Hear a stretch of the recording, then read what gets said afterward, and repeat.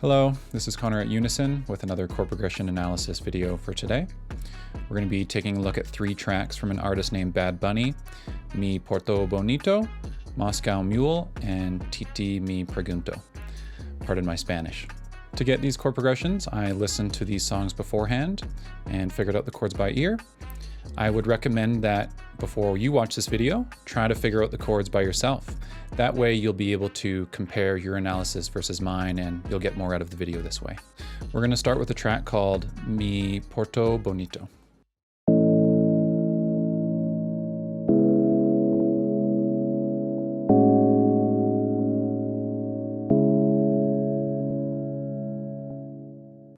Mi Porto Bonito chords.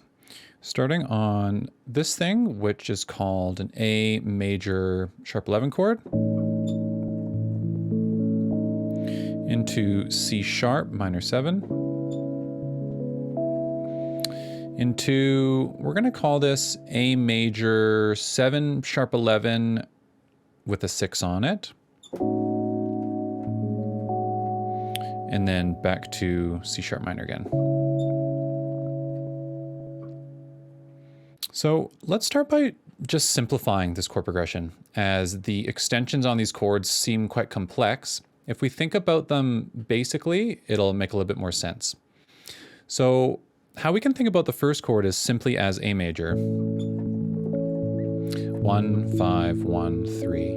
And then we're just adding one note to this chord. We're adding the note that is a whole step above its major third. So this note is called the sharp 4 or the sharp 11. The reason we wouldn't call it the 4 or the 11 is because the 4 is 5 half steps away from the root. So if we're thinking in the key of A, let's walk up the A major scale and see where this note lands. Okay, so we have A, B, C sharp, D. Okay, so if I was just walking up a basic A major scale, the 4th note of that scale would be the note D, or the 11. D is the 11 of A. But we're not playing a D, are we? We're playing this guy, D sharp. So we would say it is the sharp 4 of A. D sharp is the sharp 11 of A. And we're adding that note to the A major little tri that we have. So here's A major plus the note. So A major add sharp 11, we're going to call it. The next chord that we have is C sharp minor 7. Just think that it's a little C sharp minor chord. So 1, 5, 1, 3. And I'm adding the flat 7 of C sharp. You can find any note's flat 7 by going 2 half steps back from the root note. So here's the root. That's its 7. This is its flat 7. And we're adding the flat 7 to the minor chord. So now its name is C sharp minor 7. We return to A in the bass. We add G sharp to it. We're adding a C sharp, a D sharp, and an F sharp. Pretty crazy chord. It's quite similar to the first time that we played A, right? Because we had this A, we had C sharp, we had D sharp, we had this A before. It's being replaced with G sharp, the major 7 of A. So now currently what I'm playing is an A major 7 sharp 11 chord. It has a 1, it has a 3, it has a 7, it has a sharp 11. There's another note that we're adding, which is this guy, F sharp up top. So then we can think, how does F sharp relate to the note A? Let's walk up the scale and see where it lands. So A, B, C sharp, D, E, F sharp is 6. So we're adding the 6 to the A major 7 sharp 11 chord. This is the thing with chord naming. The names get kind of silly, you know, like A major 7 sharp 11 add 13. It's a mouthful to say. But with any chord that we're naming, the name is just telling us what intervals are in the chord. So when I think of this chord and I think, you know, A major 7 sharp 11 add 13, to me it's a root, a 3, and a 5. It has a major 7 we're also just adding a sharp 11 and a 6 to it. So it's a major 7 chord with a sharp 11 and a 6. That's how I'm thinking about it to simplify. And then we're going back to C sharp minor on the last chord. Just a little triad. This next track is called Moscow Mule.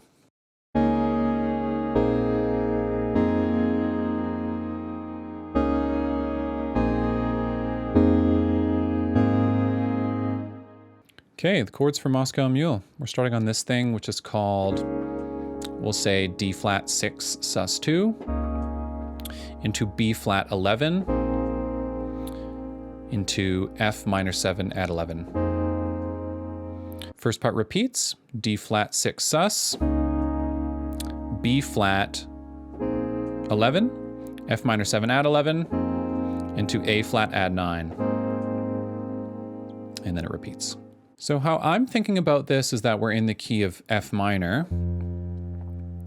So now this will be 1, the F minor 7 add 11 chord I'm thinking is 1. So now what we want to know is how do all of these other notes relate to this note, how I'm thinking of the key center. So what is D flat relative to F? We can figure that out by walking up the F minor scale and seeing where D flat lies. That will give us the answer, right? So F is 1, G is 2, A flat is 3, B flat is 4, C is 5, D flat is flat 6. So this D flat chord is the flat 6 chord in the key of F. That's how I'm thinking about it anyways. Moving down to this, B flat. We go through the same process. Where does B flat lie relative to F being the key center? Let's walk up the scale. F1, G2, A flat 3, B flat 4. So this is the 4 chord, and we're playing an 11 chord here. And then we're hitting 1. So F is the 1 in the key of F. So it's flat 6, 4, 1 so far.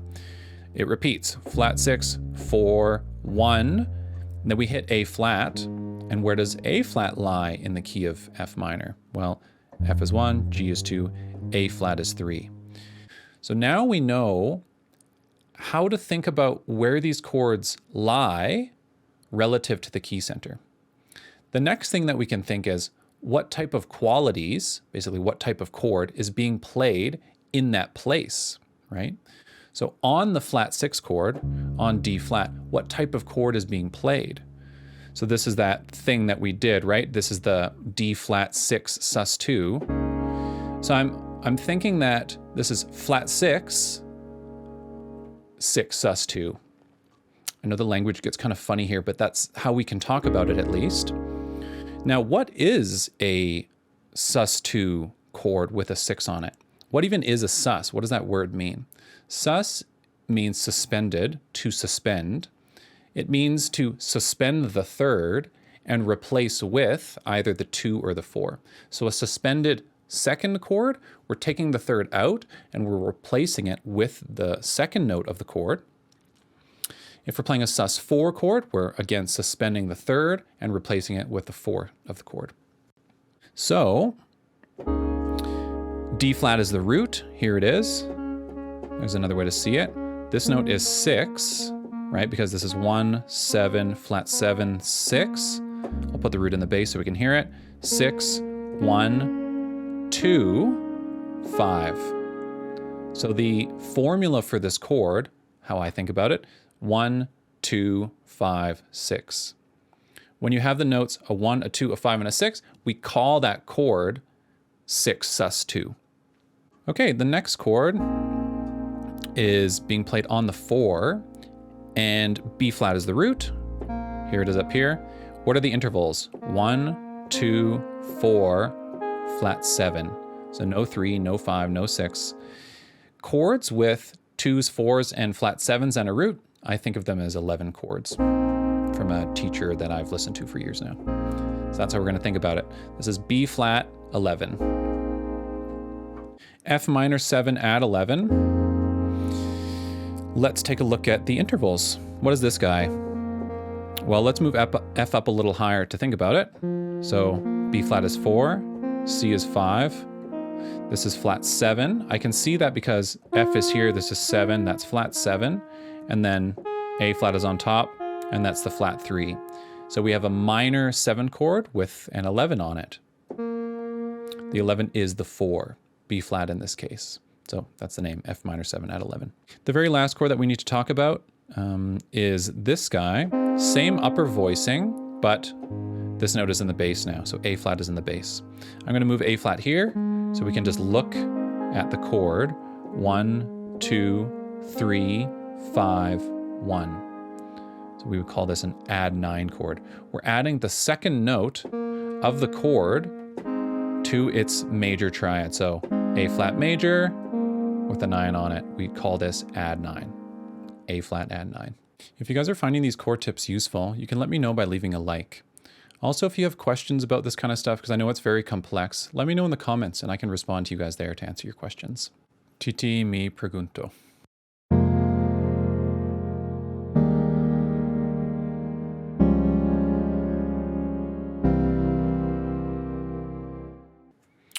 F minor add 11. E flat add 11. D flat add sharp 11, and C7.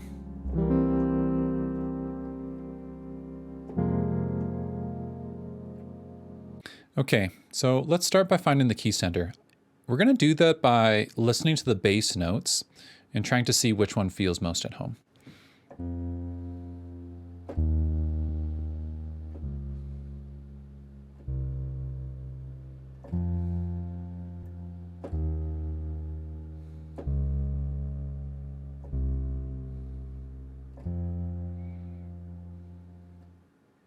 For me, when I hit the note F, everything feels complete. It's like we start home, we're going somewhere, journey continues. Oh, now we're going home again. Here we are. Let's go somewhere. Now we're going home, we're home, this kind of thing. So F is 1. What would this be? It's 2 half steps below the root. It's the note E flat. So there's a couple ways to think about that then. Let's see where E flat lies in the key of F minor, in the F minor scale, and that will give us the answer. F1, G2, A flat 3, B flat 4, C 5, D flat flat 6, E flat is flat 7. And that's the chord that we're playing here. We're playing this E flat add 11 chord. It has a root, a 3, a 5, and a 4. The 4 is the 11. So we're adding the 11 to the E flat major chord. Hence its name, add 11. Going down to D flat now. Where does D flat lie in the key of F minor? When I say the key of F minor, I'm just saying the F minor scale or the key of F minor. They mean the same thing pretty much. So where does D flat lie? Let's walk up the F minor scale. F, G, A flat, B flat, C is 5, D flat is flat 6. So this is a flat 6 major chord, and we're adding a note to it. We're adding the sharp 11 to this chord. We talked a little bit earlier in the video as this chord appeared as well. We had a major chord with a sharp 11 on it. So what is the extra note here? D flat's in the bass. I'm just gonna put it here so we can see it a little bit different. So the way that I'm voicing it is like this. I'm just gonna put D flat here. So 1, 3, sharp 11, 5, 1, 1, 3, 5, 1. There's the triad. This is the extra note. It's the 4 that is a whole step up from the third. Because in the add 11 example, we were playing the 4 that's 1 half step up from the third. A sharp 11 is 2 half steps up from the third. Okay. So D flat, add sharp 11 on the flat 6 chord in the key of F minor. And then we're finishing on this thing which is C7. It's like a little C major triad with this note B flat added to it. We're adding the note flat 7 of C to the chord C major, and we call this chord C dominant 7, or C7 for short. So all in all, we have 1, flat 7, flat 6, and 5, or more specifically, 1 minor add 11, flat 7 add 11, flat 6 add sharp 11, and 5 dominant. Okay, that's a wrap on another chord progression video. As usual, it's a lot of fun to do these, and every time that I do them, it gets a little bit easier. So don't be discouraged if you are trying to find out chords on your own and it's challenging. That's okay. Don't be afraid to sit there for as long as it takes until you find the answer to the chords that you're looking for. And every time that you do it, it'll get a little bit easier too. If you like the content, consider subscribing so that others can have access to this chord progression information. If you had any questions, please let me know in the comment section and I'll be happy to respond to you there. And I'll see you guys next week. This is Connor. See you next time. If you want to get the chords in this tutorial for free, you can download the Unison YouTube MIDI chord progression pack via the link in the description.